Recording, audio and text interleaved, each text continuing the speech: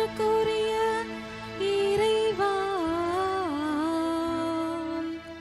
எமது குடும்பங்களில் பிறருடைய குற்றம் குறைகளை நினைத்து கொண்டிருப்பவர்கள் கோபம், பழிவாங்குதல் போன்ற சிந்தனைகளுக்கு ஆளாகி தங்கள் உடலையும் உள்ளத்தையும் வருத்தி கொள்ளாமல் அனைவருடைய மன்னிப்பின் மேன்மையை உணர்ந்து அதனை உள்ளங்களிலும் இல்லங்களிலும் நிறைத்து மகிழ்ச்சி என்னும் மீட்பை பெற்றுக்கொள்ள உம்மை மன்றாடுகிறோம்.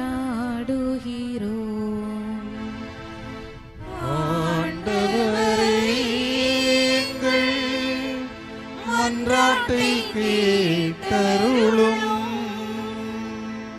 சிலுவை சாவை ஏற்கும் அளவிற்கு கீழ்ப்படிந்து தம்மை தாழ்த்தி கொண்ட எம் இறைவா,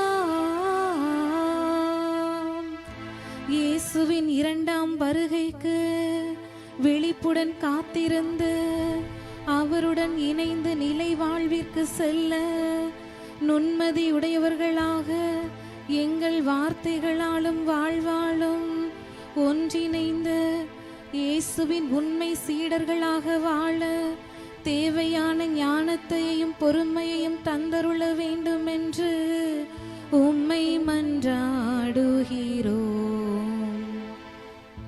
ஆண்டவரே, எங்கள் மன்றாட்டை கேட்டருளும்.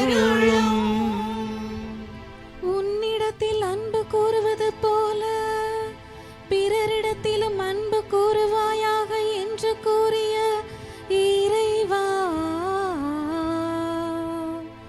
இன்றைய திருப்பலியை சிறப்பிக்கும் திருவழிபாட்டுக்குழு, பாடகர் குழு, பீடச்சிறார்கள் மற்றும் திருப்பலியில் கலந்து கொண்ட அனைவரது குடும்பங்களுக்காகவும் உம்மை மன்றாடுகிறோம்.